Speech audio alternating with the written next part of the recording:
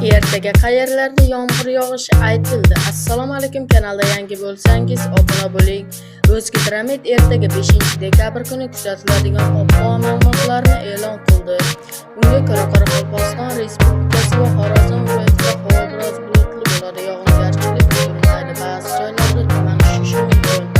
Harorat kechasi 2-7 daraja sovuq, kunduzi 3-8 daraja issiq bo'ladi. Buxoro va Navoiy viloyatlarida havo biroz bulutli bo'ladi. Yog'ingarchilik kutilmaydi. Ba'zi joylarda tuman